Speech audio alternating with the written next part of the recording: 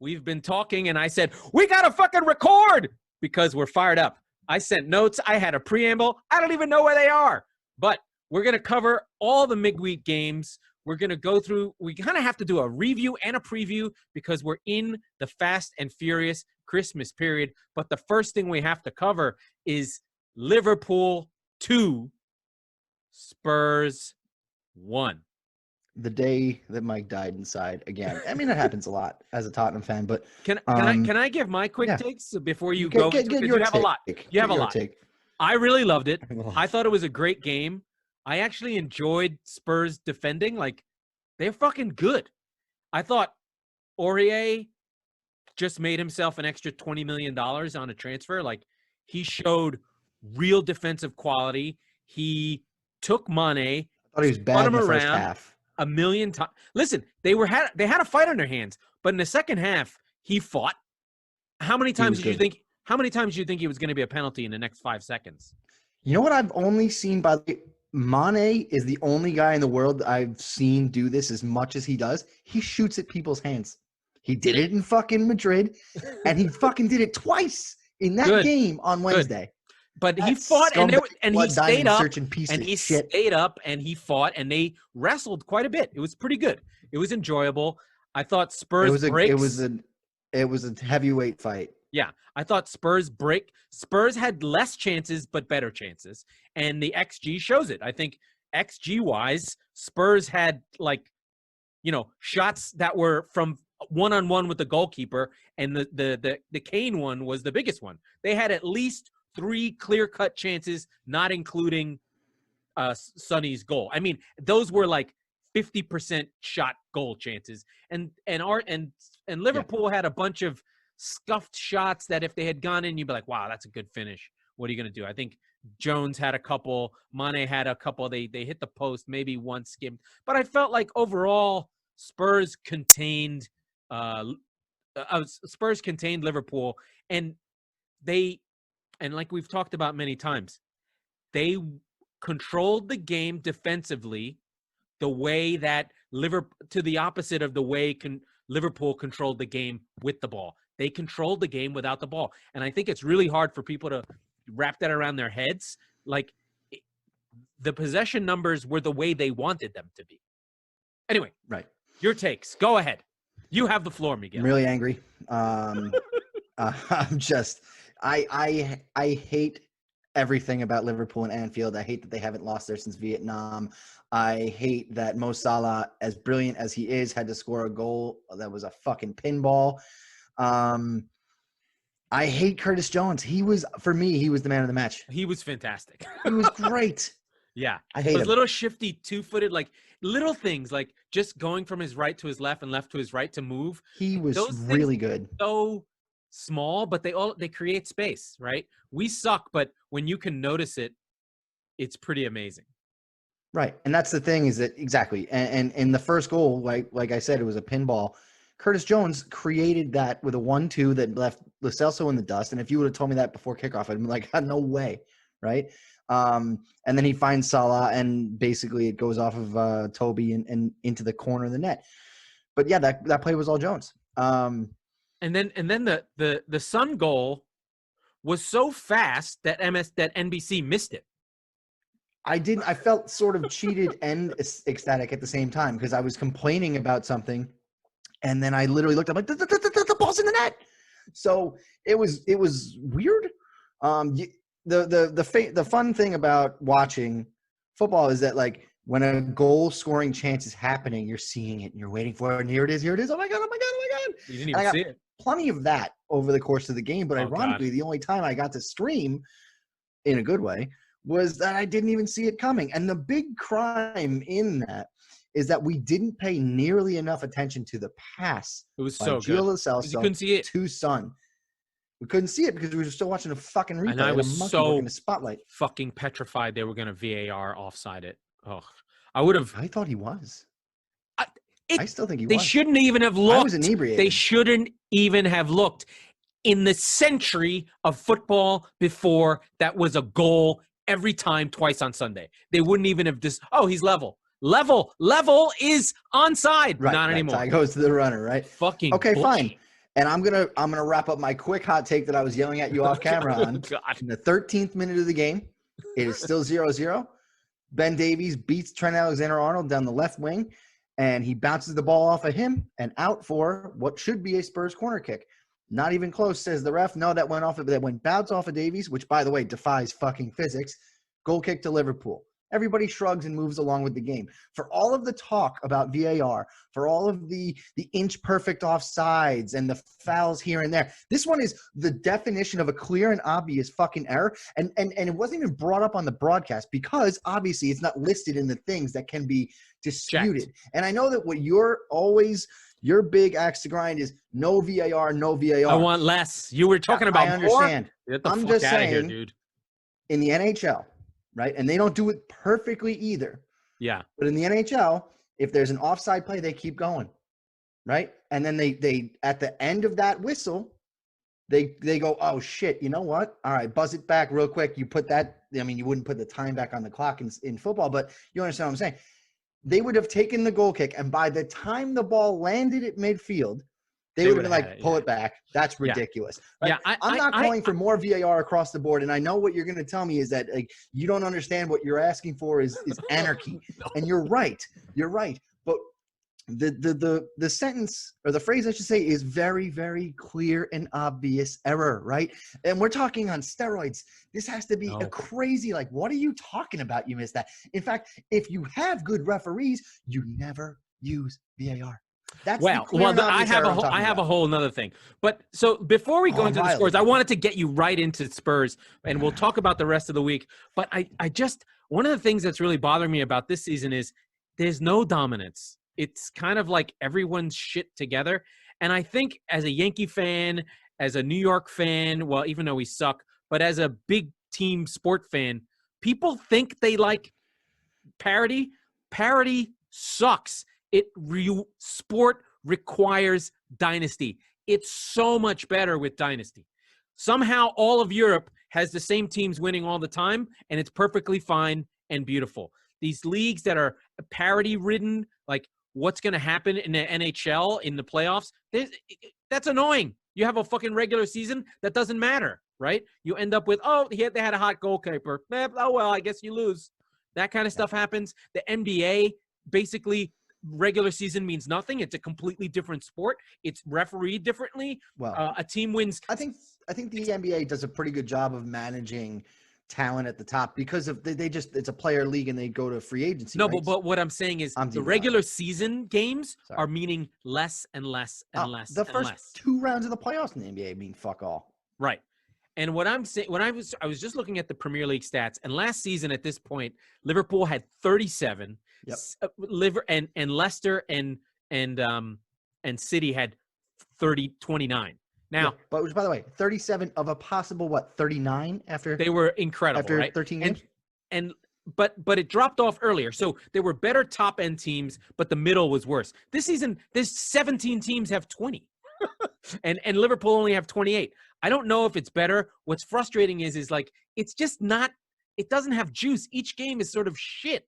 I'm getting annoyed with like crappy teams, and then we'll talk about it. But like even West Brom was trying to play, and now that it's Tony Pulis. Yeah, Mourinho's playing well. Moyes is playing well. This might be a season for crap football. My namesake, like so. And Steve Bruce, I think it's and all this sort of like situation there too, right? Because we'll get into the negative football thing. We talked about it a little bit on Monday, and I do want to explore it more. But you were just saying last year we were a third of the way through the season. It was over. It was fucking over, right? City wasn't chasing. City wasn't catching. They couldn't. Nobody was. No. So.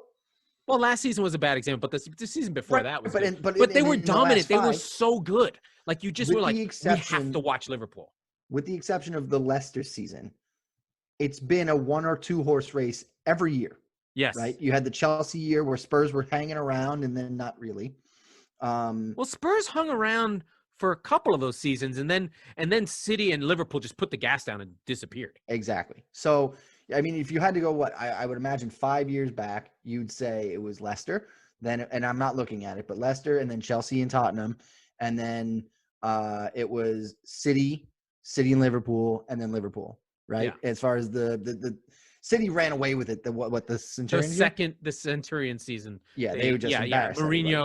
Mourinho came in second and said it was his best season with right, 81 with United. points. Yeah, He'd kill it for 81 points. 81 points might win the league. I was gonna say they said that in the broadcast on Wednesday, and I said 85 would win. 85 would be good, really good, very good. But so right there, 2 of the last 3 years, you've had a runaway horse, right? Yeah. So you're right, and we'll get into the reasons why. This is better. This is a lot better for you because you can win. No, not even that. Not even that. Yeah, but the football is bad. Better. But the football is bad. But that's the problem. That's the very big but in the situation, right? And like I said, we talked about negative football on Monday, and we got more of it. Yeah. Because I feel bad for Slaven Bilic. Yeah, so let's back up. Let's back up. If I told you that Manchester City was playing at home against 19th placed West Brom, they're in a bit of a pinch. The worst offense, the worst defense in the league. The worst defense in the league, right? They're going for it. They're trying to play expansive football. They are trying to, you know what? Like we talked about a handful of times. 1 win is as good as 3 draws, baby. So yeah, go get it. Might as well just go play 3 times, right? Yeah. They go into Manchester City and they go down 1-0. They don't have a choice anymore. They can't sit down. They almost scored a goal though. They had a really good chance early. Really good save by Ederson. And then they get one off of a deflection. And they come out of the Etihad with a point. And City were bad, dude. They just were. They were, but I'm looking at it from the West Brom point of view. If they were fantastic. You have your 3 points off the drop now. That's a big. Every point matters when you're that low, right? Yeah, everything. All those draws matter. The draws suck at the top. A draw is awesome at the bottom, and a win is like 2 in a row or 3 in a row. A draw at Manchester City is like holy shit. Yeah, it's massive. So if I told you that the next day their coach was fired, you'd be a little surprised, right? If we were saying this on Monday, we're like, hey, listen, you were saying you're not Man City doesn't blow anybody out. I thought that they'd blow the doors off them. They looked like they were gonna early, and then they didn't. But if I told you that Slaven Bilic is gonna get fired after a positive result, no way, never. And so in comes Big Sam. That's one of our scores. So in comes Big Sam, a negative football merchant. And that's the thing is that now we've got another one, right? And all I said was, I'm glad we played West Brom already once. Yeah. Because it's gonna suck.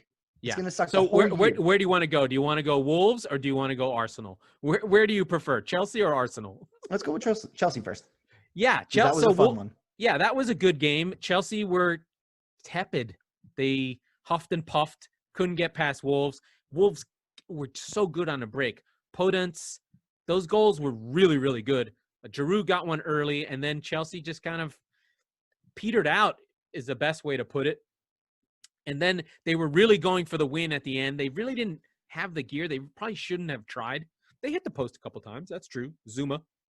Yes. And then in the 95th minute, Neto flying. Between Podence and Neto, those 2 dudes are fast as fuck. They're really, really fun to watch.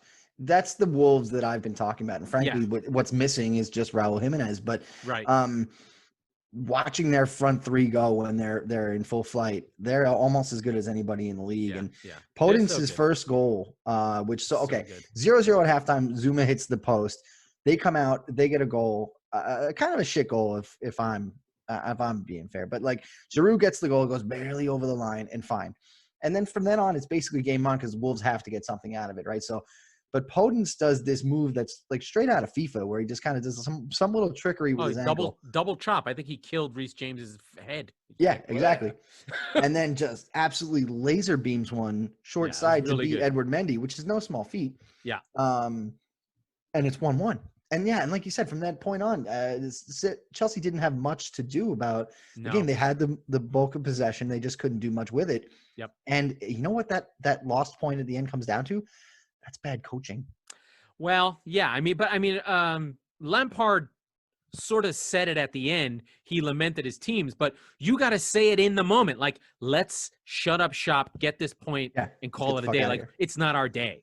But they left themselves wide open on the break in the 95th minute. I mean, it's an incredible finish, and I feel like Thiago lost a little gas there. Oh, he goes 1-on-4. Yeah, and they were leggy. It was late in the game. I feel like, what happens there is they don't really close the guy down. It's sort of half-hearted. and they just fuck it up. And Chelsea lose a point. And I think it goes to show it's winner mentality. They're not ready. They're not ready for the challenge. And it's looking more and more like Liverpool again. But there's another team that might have something to say, and that's our friends in Southampton who go to Arsenal and play the first half like we are Arsenal of Wenger vintage, and they play kind of off the park, and even Theo Walcott scores a goal. The way Wenger's Arsenal might have scored a goal, but Arsenal showed a little fight. They get a goal back. It was all Saka. Saka's the only one playing. He seems to want the ball. He comes on the half turn. He created it. He went past 3 dudes, moved it in to Nketiah, I believe, who makes an amazing outside of the foot pass to Aubameyang, who finally finishes a goal and doesn't get scared. But, they looked okay in that point. But then Gabriel gets sent off from 2 yellows within a few minutes of each other, middle of the second half. And, Arsenal can feel good that they showed fight, but it's still bad. And you what I find waiting weird for the other shoe to drop with them. You know what? The other thing that's weird is like, what's with the lighting at the Emirates when the games are on? It looks dark and sad. It's the fog. Yeah, like what? Why does it seem so dark when you're watching? Those night games are weird. Like, get some better lights. Like, where's the NFL? Like, turn up the brightness. What the fuck is going on? It looks awful when you're watching it on TV. It's like, ugh. Are we in Burnley? There's row houses in the back of the stadium. It was awful looking. I was like, oh my God, this is very Oliver Twist. I felt sad.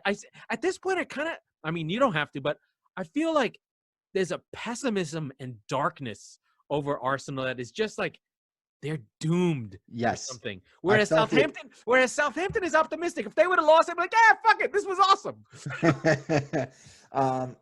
That's the understatement of probably the last 5 years. But you don't feel it all the time. Yeah, no. There's optimism sometimes. Yeah. Like there was at the end of last season when they won the FA Cup. When Gabriel gets the second yellow card. The doom. And you just dun dun dun. Oh God, it's so much doom. It was like the lead into a Law and Order episode, and you're like, oh my God. Yeah. They're all dead. The kids are dead. They're so fucked. Yeah. And they're now like we have this wonderful resource of Arsenal Fan TV that we love. Like we can't get enough of it. Like I know those guys are dying inside or whatever, but now they're just dejected. They're just like, oh God. They're not even angry anymore. They're broken. So that's great. I mean, we see is Troops it works for Barstool now? Yes, he does. Yeah. And he's in the US with a midget. Apparently. I think he's doing I haven't followed it too video closely. shows with a midget. But Southampton, I'm like, all I keep thinking is, would Hasenhüttl take the Arsenal job? I'd hire him. Like, basically, look at the 2 teams that have done great. Liverpool got all the Southampton players. Spurs got all the Southampton coach, and now their best midfielder. There's something right in Southampton. Oh, yeah. Just go get those dudes. Yeah. What are you doing? Like, Wanyama was a killer when he was with Spurs. Like, just who's their best? Why doesn't Arsenal have James Ward-Prowse and Romeo in the midfield? What are they doing? Yeah. We can't find a creative midfielder. You just played one. You just did. They're not even creative, right? Like, I don't think James Ward-Prowse in open play is very creative. He's more creative than everybody on Arsenal. No, but I mean, he's a grafter and he fights. Sure. Yeah. But from a set piece, he's creative. Like, it's enough. Like, we'll just go to the final third and somebody throw themselves on the ground, right? Please, so that James Ward-Prowse can go do something. So they sit in third on 24 points. I gotta be honest. As far as their title challenge is concerned, you can't drop points from a winning position against the 15th place team. You just can't do it. But on the road, you can. That's a good point. Arsenal's a must-win game these days. They got nothing. They got absolutely fucking nothing. They are bad. They can't score. God, I can't. Speaking of can't score, what the fuck happened? Leicester at home, Everton just muscle up. They go 4 center backs across the back. Ancelotti's like, all our fullbacks are injured. Let's not play with any fullbacks. Well, he did that against Chelsea too. But it's working. So he's adapting. He's just going, our guys are big, our guys are strong, and we're gonna fuck you up. Yeah. And they did that. They weren't fluid. They got their goals, like one from Richarlison where the defense didn't really close him down well enough, and then Schmeichel just. I mean, I'm not a goalkeeper. It looked like a fine shot. It didn't look like an obvious save. Yes, it hit his arm, but it hit it hard. So they make it out like it was a disaster. I'm like, that's a goal. I mean, Kepa gave those up a whole season's worth. For like 20 years. Ramsdale does it like once a week. So I'm kind of don't even want to talk about this because I'm on to the next game already, but it's a big win for Everton. And it really relays some of the narrative of like, this is a tight league. Everton were sinking like a stone. They were in trouble. They had no fullbacks. They win 2 games in a row versus Chelsea and Leicester. They're back in 4th place.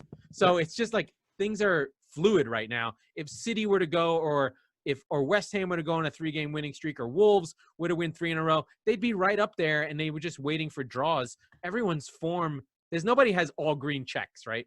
Right. Liverpool have 2 draws. Tottenham have 2 draws and a loss. Southampton have 2 draws and a loss. Leicester have 3 losses. Nobody's playing really well, except weirdly United. As you say, yeah. Yeah, United's really moving up the charts there. But, it's a really choppy season that's, I mean, City, everyone's just sort of dropping points all over the place. And the league is deep. There's a lot of good teams that are enjoyable. And my biggest joy, of course, they're back, baby. Yes. Leeds are back. I'm excited for this part. It was fun. It was fun seeing because they were playing. I didn't watch this game because they were at the same time as the games were played at the same time. Game. But it was so interesting because I was in the time that Arsenal got the red card to the end of the game. It was about 25 minutes. Yeah, it was like the 65th minute. Yeah. Yeah. Newcastle and Leeds were tied 2-2. Yeah, and Leeds was giving up the same goals they keep giving up. They've given up like 10 or 25 or 137 set piece goals. It's like every goal they give up is from a cross. You're like, what the fuck are you doing? Right, figure it out. But in that 25 minutes, it went from 2-2 to 3-2, and I don't think so. Basically, what's happening is the ticker in the top right corner of the game that you're watching is just kind of just circling through all the scores like a little carousel, and then. They usually don't change that much. Honestly. They don't change. This is like five games, and they don't change, right? So you're like, oh, when something in one of those games Goal changed, Zone was back, you could watch. Goal Zone is back, but when there's a new update to one of the games, you notice within 30 sequends. Yeah, because they flashed. It went from 3-2 to 5-2. I don't even think it stopped at 4. I don't think 4 caught it on the rotation. Yeah. They went to 5 to. They went from 4 to 5 and like.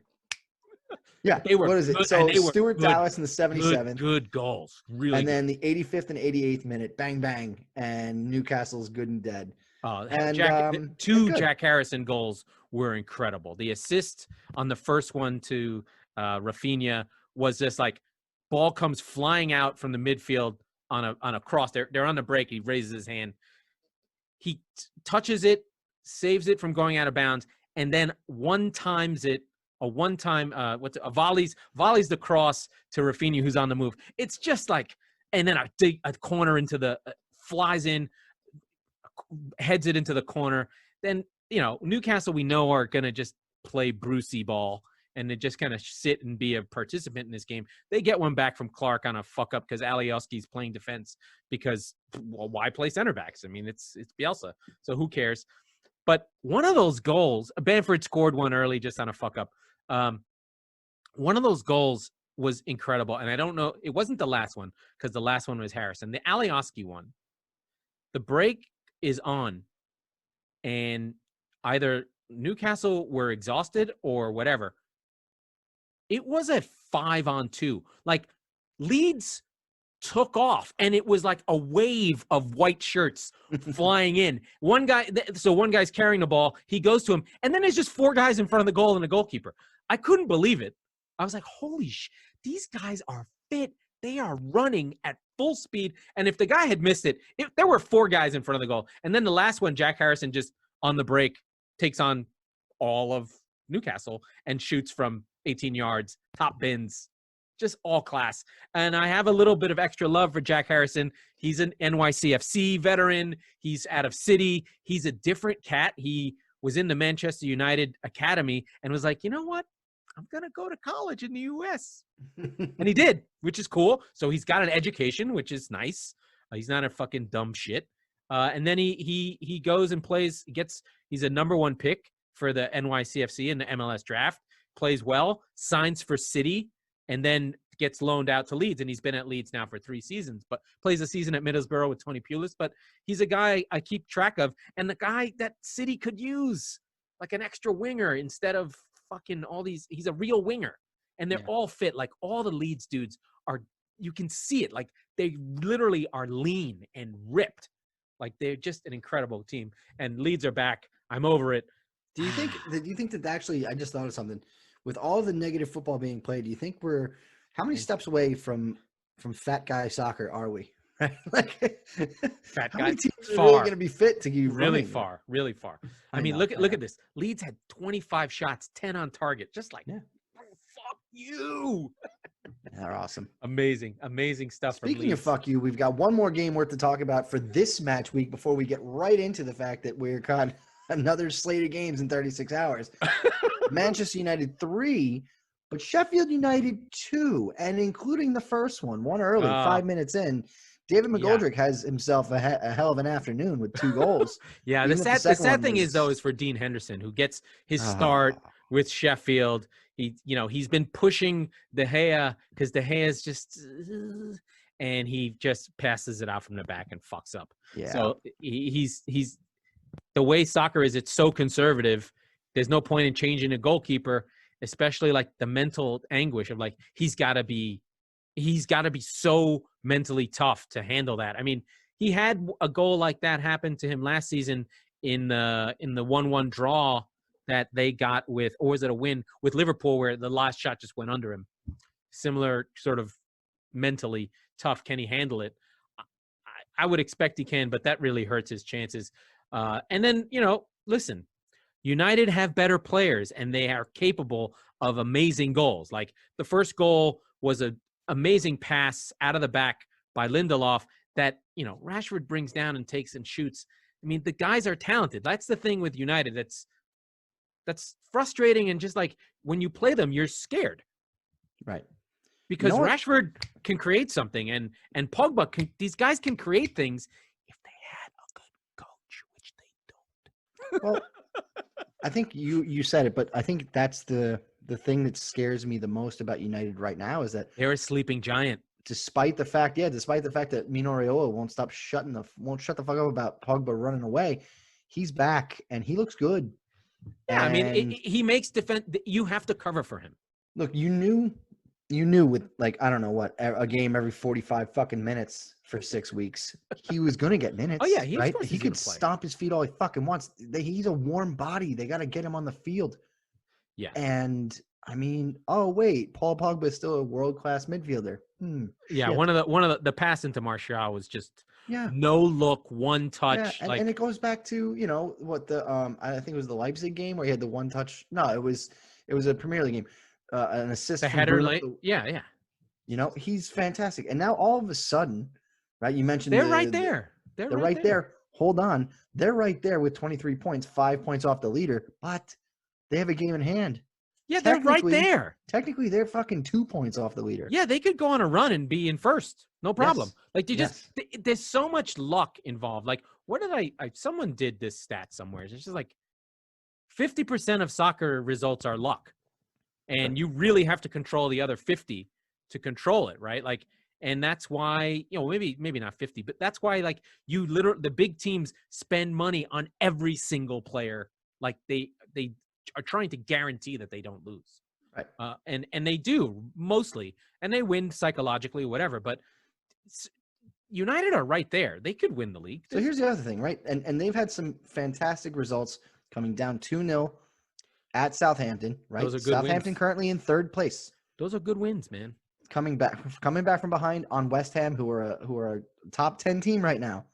Those are good wins. Listen, it was one of the worst games of the year, but they didn't lose at City. And I think more importantly, they didn't let City get 3 points, which I think is the most understated part of negative football, right? Yeah. It's the preventative part. Right, exactly. If Mourinho plays that style and Liverpool, they go 1-1 and they don't win, Spurs are still top of the league. They're 26 and 26, not 28 and 25, right? So it's as much about when you're playing these big opponents, it's as much about letting them kind of sow these seeds of their own death sort of thing, but it's also about keeping them off the table, right? And making sure that you hurt them there, not by beating them 5-0. And then making them drop points, and Exactly. everything gets tighter. Like the whole thing Because compresses. the idea is right. Yeah. The idea has always been, if you can take care of business in the games that you need to take care of business, and you handle the Cities, the Liverpools, the Tottenhams, the Uniteds, the Chelseas of the world, you do well enough. They would be in the race. That was Arsene Wenger's whole thing. Yeah. All the years, like they had seasons where they finished top 4. They didn't take points off anyone ahead of them, like at any point in the season. Mm-hmm.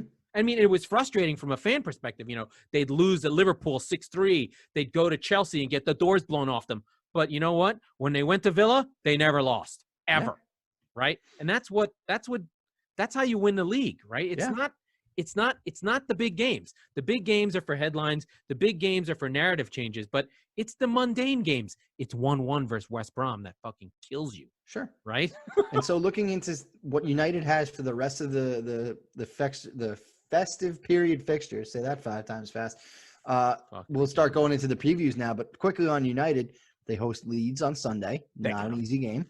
They go to Leicester, who, by the way, are in 4th place right now. Yeah, that's a tough run. Then they host Wolves, and then they've got Villa. So there's no, I mean, first of all, like we talked about at the top here, there's really not any by the way, easy breaks this year. But I know we don't want to cover everything, but I literally just watched the Villa highlights just now. Yeah. Again, they battered Burnley. They took 25 shots, hit the post 3 times. Now Burnley had a couple chances. That team is good. Yeah. Right? That team is good. And if it weren't for a couple of weird games, they'd be higher up in the table. Again, they've had games that they should have won. This is a game Villa should have won. And I was just thinking this. I'm like, without Villa and Leeds, this season would be rough for me. I'd be like, oh. But between these two teams, there are players on these teams that should be higher in the table. Like they just are. I mean, like Jack Grealish is a top 4 player. Ollie Watkins is a top level striker. Like these are guys that they shouldn't be on these teams, frankly. And Emi Martinez, I have a belief. I'm literally like, Emi Martinez leaving Arsenal, that fucked them because he was the keeper that was winning those games for them. We said it a lot. And they went to Leno and just like, okay, thanks, Martinez. You did great. Thanks for 10 years at Arsenal. Maybe you're too big and bulky. We have this German football player, blah, blah, blah, who is okay. But Martinez had command. And it's not a coincidence that Villa are top of the league in defense and are on throwing up clean sheets like crazy. I love Emi Martinez. He's the rare he Arsenal blew player. me away. I was like, holy shit. Who is this? I said it a lot on this pod, man. He's the one Arsenal player that he struck fear in my heart. Really? Yeah. I was like, he showed up in the second half after Malpe broke Leno's shoulder. And he like literally transformed Arsenal into a winning team, and now they're not. And I don't know the stats. This is all anecdotal, but it felt weird in the moment that I was like, "What? They're just gonna go back." We talked a little bit about how there's that doom and gloom. There wasn't there when he was between the sticks. It's weird, right? He was a change. I don't know. There's some juice there. Anyway, let's go into the fixtures because there's more games, which is fucking incredible. Yeah, we've got. So I would say this midweek match week, if you will, we had 1.5 games, right? Yeah. This week we've got a few. This weekend, I should say.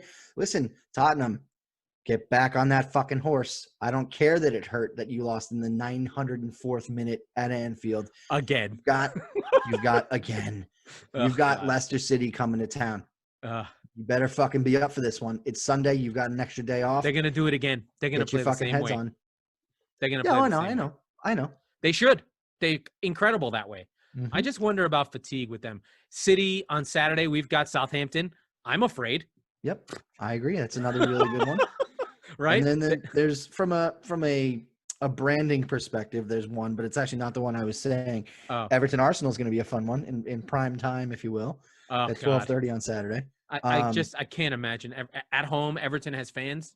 That's a Schadenfreude game for me. I'd expect them to be the favorite. And then can we please get the fucking Istanbul again? That's my favorite Premier League game ever. 3-3, 2014, April, Tony Pulis, destroys Liverpool in the greatest. They're up 3 and they lose with those ugly fucking shirts on and John Flanagan's mole and Luis Suarez crying. I get goosebumps thinking about it today. We watched it in the office at Tops. We did. It was the fucking best. I could have fucking rolled around in Tony Pulis's sweaty armpit sweatpants, and I still would. I would wear them if I could buy those pants on eBay. I would buy the whole thing and just put a dummy and just look at it and say, Tony Pulis, you are a man amongst boys who love men on Tuesdays. Speaking of pals, real quick, Christian Benteke. He's back. He's back.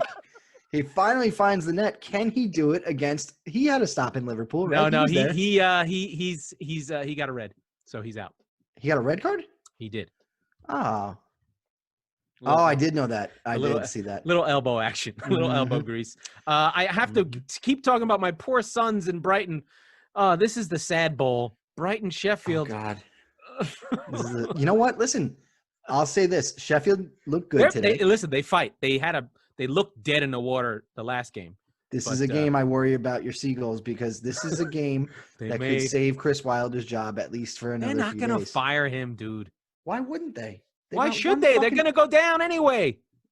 There's no team has ever come back from this. They're done. That's actually a good point. United Leeds.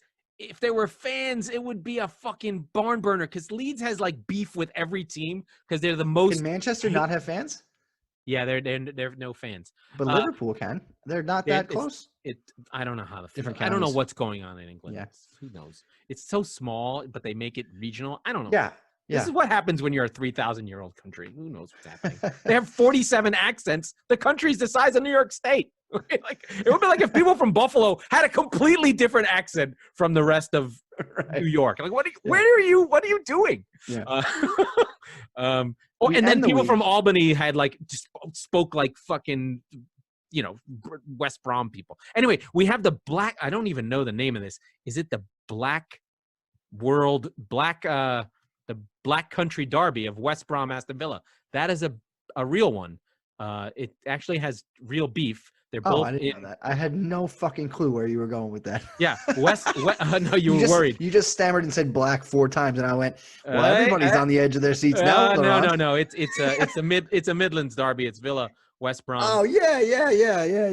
Yeah, because you've got Wolves, Wolves, West Brom, Aston Villa. They're all in the same town, but who knows? They have different. They have like 14 different names for the derbies there, and I think I might have gotten that wrong, but it doesn't matter. But Man United Leeds is the one I'll be looking at because I want Leeds to fucking kill them. Do it. And then we have a classic soccer hooligan special. Yeah. Chelsea Headhunters versus the ICF of West Ham. There will be fights somewhere in London over this game. It is a traditional game of violence. And the fights will be illegal, not because they're assault, but because they're together. Yes. I don't think the players are going to feel it, but this is a traditional old school fixture. This blood, again, if this game at the Bridge with fans, it'd be better. Yeah. It'd be wild. The players would feel it, right? But on the field, Chelsea sort of waffling a little bit. West Ham still fight back with a good point. Yep. Still playing well. You don't know what you're going to get from them, right? But frankly, I guess it's fitting. 7th versus 8th, 22 versus 21 points. So I like West Ham in this game. I feel like the defensive teams, the ones that are stuck in I don't want the ball. Can I just kick someone? Like those teams are in better shape. Like I see Souček getting another goal against Chelsea. No problem. Right? Sure. He just needs, oh God, I love him. Again, another play. He shouldn't be at this level. He should just get a giant Fellaini wig and just go out there and just pretend he's Fellaini in disguise because he is. What a fucking legend. I love David Moyes. I don't care. I'm in on David Moyes. I'm in on Monday. That's for sure. Oh, that's Monday. Oh God. Yeah, that's the Monday afternoon game. So that's the one we'll be fresh in our minds. I'm in fucking San Diego. I can't tell what time of the year it is. It's just bizarre. I know there's 4 feet of snow in New York State and some parts of the country. It's always sunny in San Diego, not Philadelphia. No, And it's so definitely not sunny in Philadelphia right now. And it's just Boxing Day. It's happening. It's here. Yeah. I just can't believe it. So yeah, that's it. Basically, we've got this weekend, and then we're Boxing Day. We're I know. Leicester and Man U on Boxing Day. That's a fun one. Arsenal, Chelsea on Boxing Day. That's a really good one. Come on, can they just have better fixtures? What are you doing? You fucking can't losers. do it every week. You know, that's what You happens. can. You can do it. You're saying like make Boxing Day great again? Yeah, make Boxing Day great again. Like, how do you not have United Liverpool on Boxing Day? What are you doing? Who were the ad wizards who thought up of this one? When do they have them playing Liverpool? Who the fuck knows? I don't know. Okay, January 17th. So you make a good point. What are you doing? Like, this is the thing that I always. Well, we're going on a rant, but the Premier League and how it handles fixtures and schedules, it's as though they're supposed to be egalitarian. Hey, make the best games at the times that get the most people when the most people are watching, right? Yeah, no, absolutely. Like, apparently the super early game is for China. We've talked about this a handful of times, not on the podcast, just when we're bullshitting back and forth. The NFL is legendary. Just do what they're doing, or do what they historically have done for 50 years. Maybe not so much in the last 10, but they created Monday Night Football. They created it out of thin fucking air. You know why? And the Premier League they have Monday Night Football, but they not don't put every any week. Fucking good teams on it. Yeah. Well, they have rules on who can be on it. Right, exactly. Well, because stupid. They don't have pure shared revenue, right? Where I don't care if it's Liverpool, Man United. In fact, I want it to be Liverpool, Man United. I don't care how many national TV games I'm on. Like in the NFL, the Jets are literally not on ever, never. Right. Because they shouldn't be, because they're fucking awful. And they're from the biggest market. Yeah. They're from the market that's so big. Are you a Giants fan? I'm not really. I would be a Giants fan. I'm not a big NFL fan, but yeah. I'm a dormant Jet fan. Yeah, I get the feeling that that's like 40% of Jets fans right now. No, but I'm waiting. I have. Are you ready to jump back in? I will come in. When it happens, I will come out and be. Trevor Lawrence. I will fly the green. No, I don't want that guy's a homo. We're gonna have to end on that. That was the Squeaky Bum Time Podcast with Mike Salerno and Laurent Cortines. This was a crap football, crap pundit production. We will return on Mondays and Thursdays for the Premier League season. We will talk about soccer and other things that interest us. Mike is crazy. Laurent is insane. That's why it works.